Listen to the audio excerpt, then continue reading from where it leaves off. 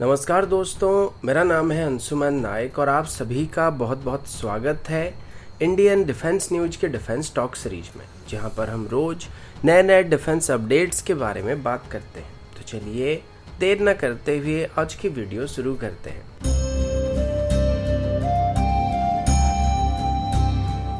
आज की पहली अपडेट निर्भय मिसाइल को लेकर है। अभी भारत की तरफ से बे ऑफ बंगाल के ऊपर एक फ्रेश नोटम वार्निंग को इशू किया गया है और इसको 6 से 8 अक्टूबर के बीच इशू किया गया है। लेकिन इस बार की जो नोटम वार्निंग को इशू किया गया है, ये बिल्कुल इसी साल जून के महीने में इशू किए गए वार्निंग के साथ सिमिलर है और इस बार भी लगभग सेम रीजन के ऊपर वार्निंग को इशू किया गया है। इसी वजह से ये संदेह किया जा रहा है कि इस बार भी निर्भय मिसाइल की टेस्टिंग होने वाली है, क्योंकि पिछली बार की टेस्ट को लेकर काफी सारे मतभेद थे। क्योंकि उस टाइम हमारे जो सीएम थे उनकी तरफ से डीआरडीओ को निर्भय मिसाइल की सफल परीक्षण करने के लिए बधाई दे दिया गया था और ऐसा करके ट्वीट कर दिया गया था, जिसके बाद ये खबर फैलने लगा था कि डीआरडीओ की तरफ से निर्भय मिसाइल का सफल परीक्षण किया गया था। लेकिन बाद में डीआरडीओ की तरफ से इसको लेके एक भी स्टेटमेंट इशू नहीं किया गया था, पर इस बार फिर से उसी तरीके की वार्निंग को इशू किया जा रहा है, जिस वजह से ये संदेह किया जा रहा है कि फिर से शायद निर्भय मिसाइल की टेस्टिंग की जाएगी और इस बार इसमें इंडिजिनस स्मॉल टर्बोफैन इंजन को टेस्ट किया जाएगा,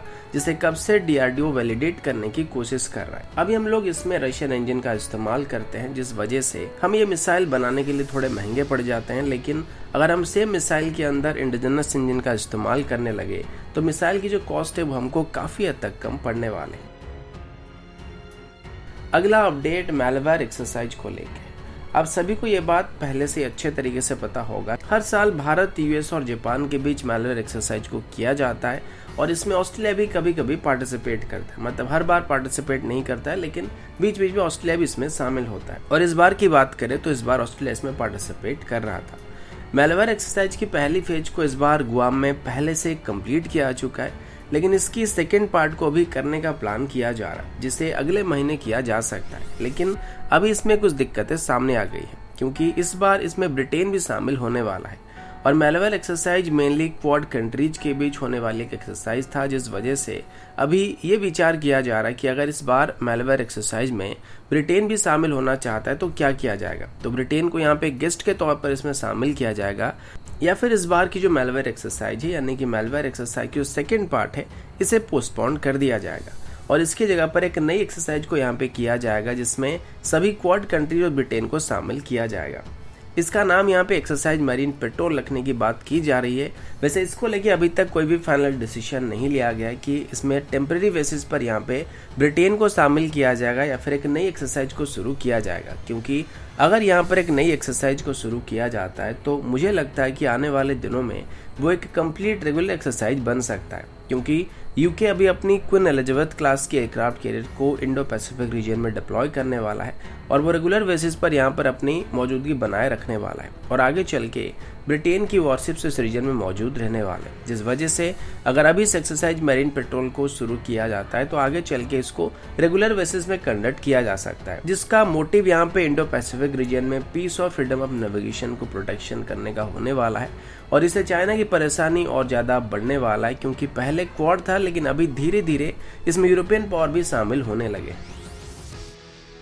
अगला अपडेट इंडियन आर्मी की आर्टिलरी गन्स को लेकर। अब सबको ये बात अच्छी तरीके से पता होगा कि भारत की तरफ से अभी अपनी आर्टिलरी गन्स को मॉडर्नाइज करने की कोशिश किया जा रहा है, लेकिन अभी हमारे पास AT-AGS और धनुष जैसे गन होने के बावजूद भी अभी हम इजराइल से एथॉस जैसे गन को इंपोर्ट कर रहे हैं। इसको लेके हाल ही में आर्मी को कुछ सवाल किया गया था और इस पर बात करते हुए आर्मी की आर्टिलरी रेजिमेंट के director general lieutenant general TK Chawla की तरफ से बताया गया था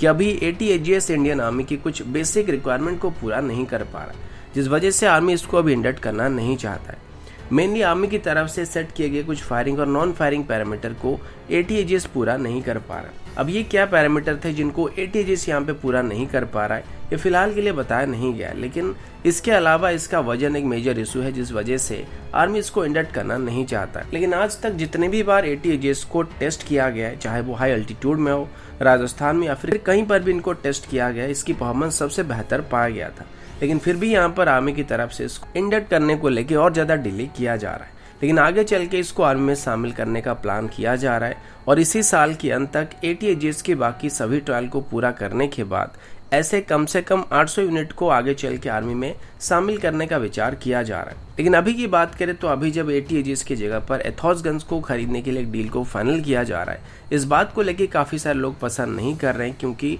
भारत के पास एथॉस के मुकाबले बेहतर गन मौजूद होने के बावजूद भी हम अभी फॉरेन सिस्टम को खरीदने पर ज्यादा फोकस कर रहे हैं। अगला अपडेट चाइना की तरफ से है, और अभी चाइना की तरफ से एक तरीके से भारत के ऊपर इल्जाम लगाया जा रहा है कि लाइन ऑफ एक्चुअल कंट्रोल में जो भी हो रहा है उसके लिए भारत जिम्मेदार है। तो रिसेंटली भारत की तरफ से लाइन ऑफ एक्चुअल कंट्रोल में अपनी M777 अल्ट्रालाइट हाउजर की लगभग 3 रेजिमेंट को डिप्लॉय किया गया था, और इसके साथ भारत की तरफ से K9 वज्र टी गन्स को भी वहां पर डिप्लॉय किया गया था। इसी बात पर अभी चाइना की तरफ से चिंता जताते हुए कहा जा रहा है कि लाइन ऑफ एक्चुअल कंट्रोल में अभी तक जो भी तनाव बढ़ा था वो सब भारत की वजह से हुआ था। और चाइना की फॉरेन मिनिस्ट्री के स्पोक पर्सन हुआ चुंग ने बताया कि भारत अभी फॉरवर्ड पॉलिसी को अपना रहा है, जिस वजह से भारत और चाइना के बीच आर्म रेस शुरू हो सकता है, जो कि चाइना अभी नहीं चाहता है। और बार बार Bharat illegally line of actual control को पार कर रहा है, जिस वजह से लाइन ऑफ एक्चुअल कंट्रोल में अभी तनाव बढ़ता जा रहा है। इसी बात को लेकर भारत की तरफ से भी एक तरीके से स्टेटमेंट दिया गया था, और हमारे army chief general MM Naravane ने बताया है कि जब तक भारत और चाइना के बीच लाइन ऑफ एक्चुअल कंट्रोल को लेके कोई प्रॉपर रेजोल्यूशन को नहीं किया आता है, तब तक भारत और चाइना के बीच जो बॉर्डर टेंशन है उसको पूरी तरीके से खत्म नहीं किया जा सकता है। अब पाकिस्तान की बात करें तो LOC को लेके भारत और पाकिस्तान के बीच कोई भी मतभेद नहीं होते हैं, क्योंकि भारत और पाकिस्तान के बीच जो भी बॉर्डर लाइन है उसको लेके हमारे बीच कोई डिफरेंस नहीं है। वो बात अलग है कि पाकिस्तान बार बार कश्मीर पर कब्जा करना चाहता है, लेकिन हमारे बीच जो LOC या फिर जो इंटरनेशनल बॉर्डर है उसको लेके भारत और पाकिस्तान के बीच कोई मतभेद नहीं है। हमारे लिए जो लाइन LOC है उनके लिए भी वही लाइन LOC है। लेकिन लाइन ऑफ एक्चुअल कंट्रोल की बात करें तो आज तक भारत और चाइना के बीच कोई भी प्रॉपर रेजोल्यूशन इसको लेकर नहीं हुआ है, और चाइना की तरफ से अभी तक अपनी क्लेम को दर्शाते हुए एक भी प्रॉपर मैप को भारत के साथ शेयर नहीं किया गया कि उनका क्लेम कहां तक है, और इसी वजह से सारा कंफ्यूजन क्रिएट होता है। अगला अपडेट F-21 को लेके। अब सभी को यह बात अच्छी तरीके से पहले से ही पता होगा कि US की तरफ से अभी MMRCA-2 टेंडर के अंदर अपनी F-21 फाइटर जेट को भारत को ऑफर किया गया, और F-21 F-16 का एक मॉडर्नाइज वेरिएंट है, और इसमें नए 5th जनरेशन एवियोनिक्स को ऐड करके भारत को ऑफर किया जा रहा है। लॉकहीड मार्टिन के क्लेम के मुताबिक इसमें जो एवियोनिक्स सिस्टम मौजूद है उनको F-35 से डिराइव किया गया। इसके अलावा अगर भारत इसको आगे चल के खरीदता है तो वो भारत में F-16 या F-21 की एक प्रोडक्शन यूनिट को सेटअप करने वाला है, यानी कि एक इकोसिस्टम को सेटअप करने वाले हैं, जो कि आगे चल के F-16 या F-21 की ग्लोबल सप्लाई चेन का हिस्सा होने वाला है। ये सभी ऑफर पहले से ही भारत को दिया जा चुका है, लेकिन अभी लॉकहीड मार्टिन इंडिया के नए chief executive officer William L. Blair की तरफ से बताया गया कि F-21 को स्पेशली इंडियन एयरफोर्स की रिक्वायरमेंट को ध्यान में रखकर डिजाइन और मॉडिफाई किया गया, और यह भी एक ट्रिपल मिसाइल रैक के साथ आने वाला है, जिसमें एक ही पायलन के अंदर हम लगभग 3 मिसाइल को कैरी कर पाएंगे, जिससे F-21 की मिसाइल कैरिंग कैपेसिटी लगभग 10 के आसपास हो जाएगी, यानी कि लगभग 30 से 40% तक इसकी मिसाइल कैरिंग कैपेसिटी को इंक्रीज किया जा सकेगा, या फिर यूं कहे कि एक्स्ट्रा 3 से 4 मिसाइल हम लोग कैरी कर पाएंगे। और सबसे बड़ी बात यह कि अभी लॉकहीड मार्टिन को ये एहसास हो चुका है कि इंडियन एयरफोर्स के लिए राफेल क्या मायने रखता है, और इसी वजह से F-21 को लॉकहीड मार्टिन इंडिया की तरफ से राफेल और तेजस के साथ जॉइंटली ऑपरेट करने के लिए डिजाइन किया जा रहा है। और लॉकहीड मार्टिन की तरफ से भी बताया जा रहा है कि अगर भारत इसको खरीदता है तो ये राफेल और तेजस दोनों के साथ एक फॉर्मिडेबल कॉम्बिनेशन बनकर ऑपरेट किया जा सकता है, और इससे भारत को आने वाले दिनों में ज्यादा मिशन स्पेसिफिक फ्लेक्सिबिलिटी मिलने वाला है।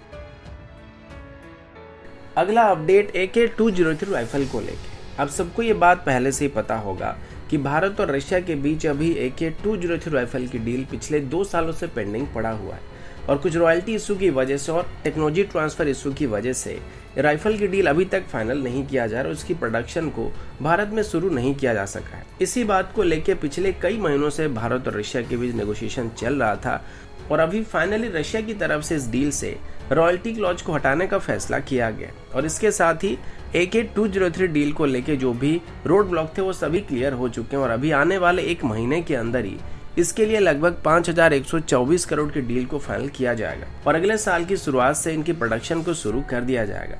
अभी जो कॉन्ट्रैक्ट को साइन किया जाएगा इसमें सबसे पहले तो लगभग 70,000 के आसपास राइफल सीधे तौर पर रशिया की तरफ से भारत को सप्लाई कर दिया जाएगा और बाकी बचे 6 लाख से थोड़े ज्यादा राइफल भारत में मैन्युफैक्चर किए जाएंगे। और एक अच्छी बात यह कि पहले रशिया इन गन्स में ज्यादा मात्रा में इंडियन सिस्टम का इस्तेमाल करने को लेकर राजी नहीं हो रहा था, लेकिन अभी जो प्रीवियस यूज थे उनको सॉर्ट आउट किया जा चुका है और अभी इन राइफल्स को कंप्लीट टेक्नोलॉजी ट्रांसफर के साथ भारत में मैन्युफैक्चर किया जाने वाला है और मास प्रोडक्शन शुरू होने के बाद इनकी जो यूनिट कॉस्ट हमको पड़ने वाली वो लगभग 70,000 के आसपास पड़ने वाली है। तो दोस्तों अभी के लिए इतना ही, मिलता हूँ आपसे अगले वीडियो में, तब तक के लिए जय हिंद, वंदे मातरम।